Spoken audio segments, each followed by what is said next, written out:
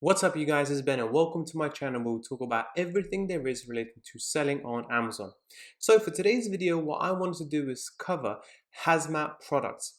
For those of you that don't know, hazmat are basically products that may potentially be harmful or dangerous at the FBA Amazon warehouse. This is where Amazon asks you effectively for more information around your products that you have to provide. Now, if you don't provide this information, unfortunately, you will not be able to send your products to their warehouses. So it is essential that you provide the information as quickly as possible and ensure that it is completely accurate. Now, given the fact that this has not been covered previously, I will make sure to go step by step so you guys understand how to do it, where to go, what to fill in, so you can start selling on Amazon as quickly as possible. Now, for you guys that are working on a little bigger budget and would like some one-to-one mentorship where I go into detail about product research, submitting paperwork, account suspension, etc., please don't forget to check out my website in the link down below to see if it's something that I could potentially assist you on further. If you don't have a much bigger budget, but you still want to use the business tools that I use to run my Amazon FBA business, please don't forget to check my Helium 10 link, which offers you 50% discount, Jungle Scout with a 30% off discount, Transferwise, the company that you use to pay your suppliers, you will get £500 transfer completely free of charge, and Tide, the perfect business bank account for you guys to use when it comes to selling on Amazon. So check the links down below and let's get to the video.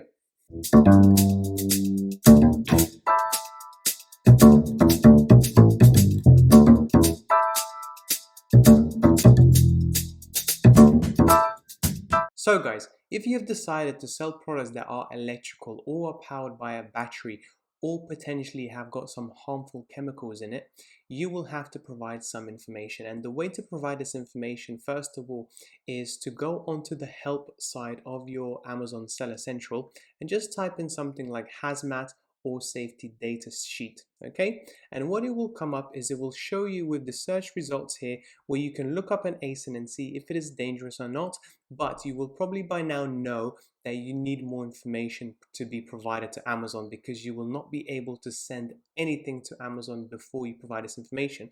So all you do is click on upload and track the status of your safety data sheets, SDS, and exemption sheets. Okay, and then you will come up to this website here where it will actually provide you with all the information that you need, all the sheets that you need, and so on. Now, I do have to cover majority of this page because it actually shows the products that I have applied for, the hazmat sheets. However, you still get all the information you need. And as you can see here onto the side, you have safety data sheets and then you have battery exemption sheets. And the way to get them basically is to select the document language and then click on this and you will get a PDF file. Now, the first PDF file, let's look at the dangerous goods sheet. Okay, so let me just make that a little bit bigger for you guys. Okay, so this is basically for products that may have some dangerous chemicals in it. Okay, therefore you will have to provide all the relevant information as to what is in that product to make sure Amazon allows you to sell it on the Amazon FBA marketplace. So what you do is, first of all, here you type in your name.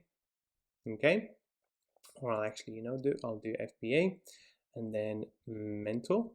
Okay, the date is automatically populated to today's date, so that's not an issue.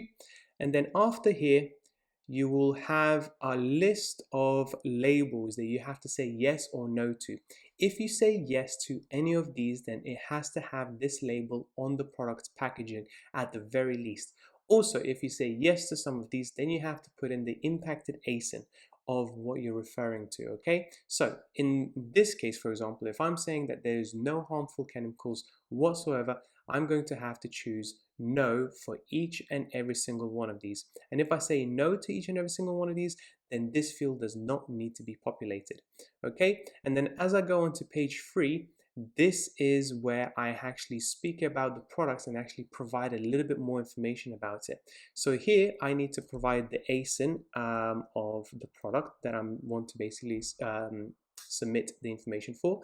This is the product name, which effectively is the title. Okay, the full title, that is. Here you will actually have to choose a yes or a no if your product is sold with a magnet or not.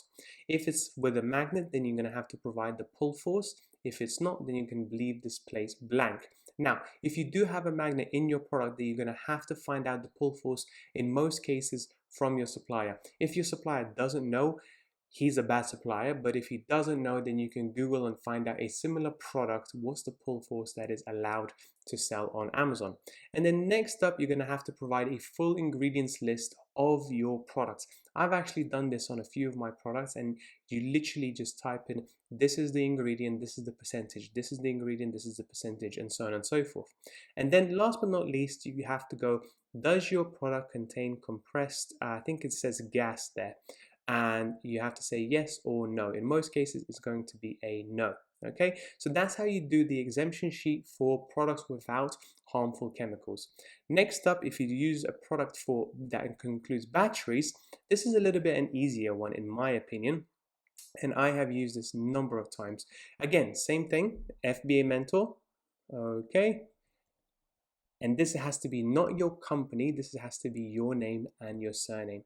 ASIN, again, the same ASIN as it was on the other sheet. Product name, again, the title.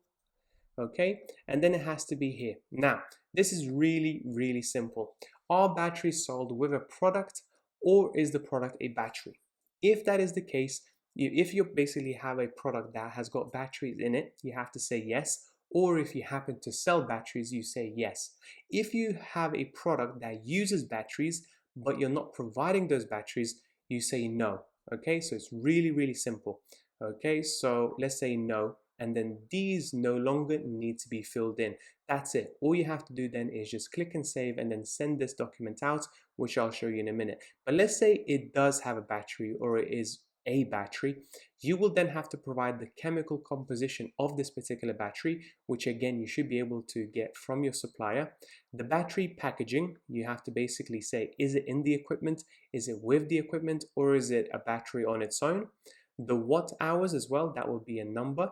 And then the spillability, is it spillable or non-spillable? Okay, in most cases guys, if you are just starting off selling on Amazon, don't sell products with a battery in it. Don't sell products that have batteries in it, because if you're just getting more and more in trouble with Amazon, they're going to check through your listings, they're going to check through your account, and so on and so forth.